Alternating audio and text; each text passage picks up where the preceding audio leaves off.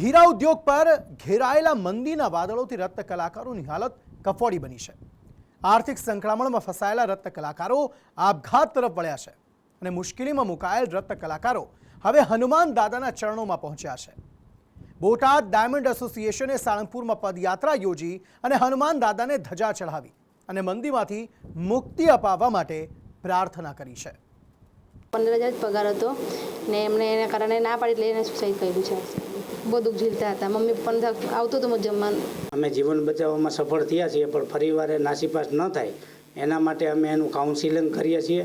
ગુજરાત સરકારે પણ ધ્યાન દેવું જોઈએ કે જો એક નાના પ્રયાસથી 1600 લોકોના ફોલ આવતા હોય તો એને પર ધ્યાન દેવું જોઈએ કે મંદીના મારથી ગુજરાતનો હીરા ઉદ્યોગ પડી ભાંગ્યો છે। હીરા ઉદ્યોગનું હબ ગણાતા સુરતમાં તો રત્ન કલાકારો આર્થિક સંકળામણમાં આપઘાત તરફ પડ્યા છે। છેલ્લા 16 મહિનામાં 65 જેટલા રત્ન કલાકારો આપઘાત કરી ચૂક્યા છે।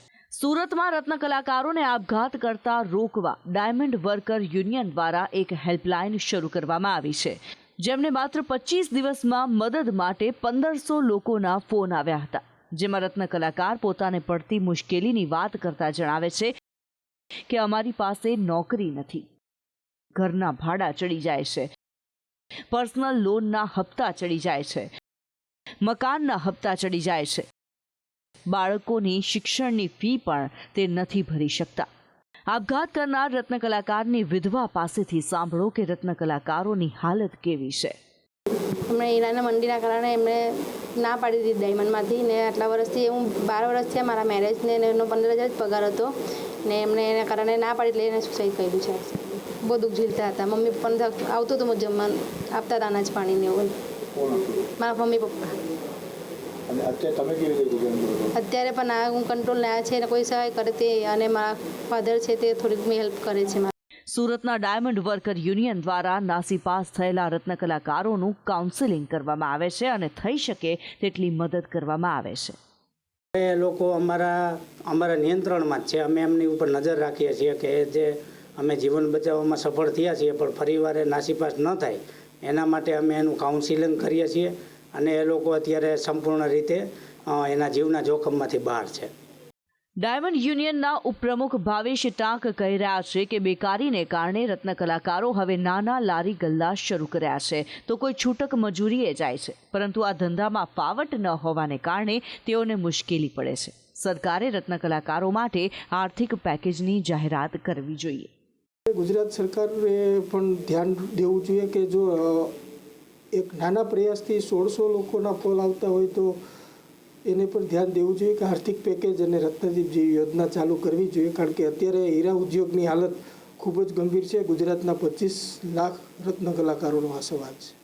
મંદીના મારથી ગુજરાતનો હીરા ઉદ્યોગ પડી ભાંગ્યો છે। સુરત બાદ હીરા ઉદ્યોગનું બીજું મોટું હબ બોટાદ છે, જ્યાં ખેતી બાદ બીજો મોટો ઉદ્યોગ હીરા ઉદ્યોગ છે।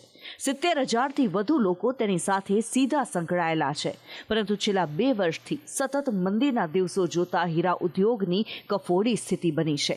રત્ન કલાકારો કહી રહ્યા છે કે આવી મંદી આજ પહેલા ક્યારેય જોઈ નથી।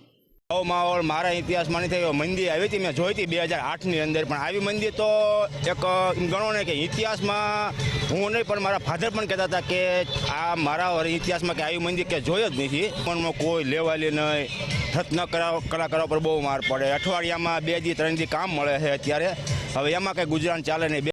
હીરા ઉદ્યોગ પર આવી પડેલું કષ્ટ દૂર કરવા બોટાદ જિલ્લા ડાયમંડ એસોસિએશન કષ્ટભંજન દેવના ચરણોમાં પહોંચ્યા છે।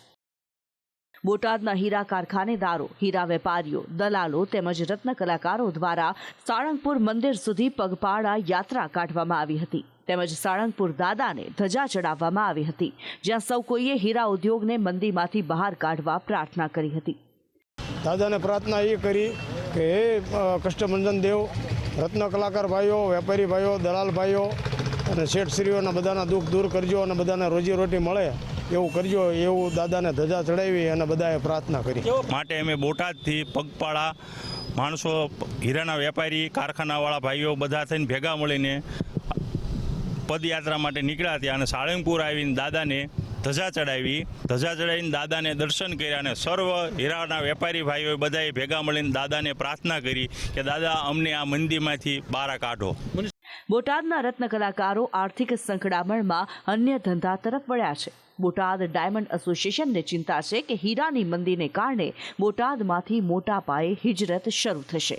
ન થાય તો મારી દ્રષ્ટિએ માણસો દિવાળી સુધી વાટ જોઈને બેઠા છે. કારણ છે કે ખેતીની અંદર જો વરસાદ નથી એટલે કોઈનો ઓપ્શન નથી. માણસને ધંધા ગોતે છે. ડેલી માણસો ચર્ચા કરે જ છે કે મારે ક્યાં જવું, હું જાઉં. પણ હવે આ સાતમ આઠમને દિવાળીનો તહેવારની માણસ રાહ જોઈને બેઠું છે કે દિવાળી સુધી હવે જો રાહ જોઈ આમાં શું થાય એવું છે. નકર માણસોને મારી દ્રષ્ટિએ કાં ગામ ફેરવવું પડશે, કાં વિસ્તાર ફેરવવો પડશે કે જ્યાં કાંઈક રોજગારી મળી રહે. હા, હિજરત કરશે પાક્કું છે. 2.5 થી 3 લાખ લોકો હીરા ઉપર નિર્ભર છે બોટાદ જિલ્લામાં. પણ હાલ કફોડી સ્થિતિ હોય જો આવીને એવી પોઝિશન રહેશે તો હિજરત. મહત્વનું છે કે હીરા ઉદ્યોગમાં આવેલી મંદીને કારણે સૌથી ખરાબ સ્થિતિ રત્ન કલાકારોની બની છે. આર્થિક સંકળામણમાં કેટલાક રત્ન કલાકારો ગુનાહિત પ્રવૃત્તિ તરફ વળ્યા છે. 2 દિવસ પહેલા સુરતના વરાછા મિની બજારમાં 3 શખ્સોએ ચપ્પુની અણીએ કારખાનામાં લૂંટ ચલાવી હતી. લૂંટારુઓએ 120 કેરેટના હીરા અને મોબાઈલ ફોન લૂંટી ભાગી છૂટ્યા હતા. પરંતુ લૂંટારુઓની તસવીરો સીસીટીવીમાં કેદ થતાં સુરત પોલીસે ગણતરીના કલાકોમાં તેમને ઝડપી પાડ્યા હતા. લૂંટારુઓની તપાસમાં ખુલાસો થયો કે આ લૂંટારુઓ બીજા કોઈ નહીં પણ બેકાર બનેલા રત્ન કલાકારો છે. છેલ્લા 3 મહિનાથી બેકાર બનેલા 3 શખ્સોએ ભેગા મળી આ લૂંટને અંજામ આપ્યો હતો.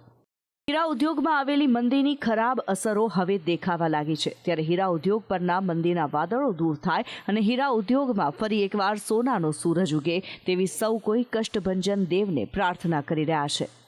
બ્યુરો રિપોર્ટ, સંદેશ ન્યૂઝ.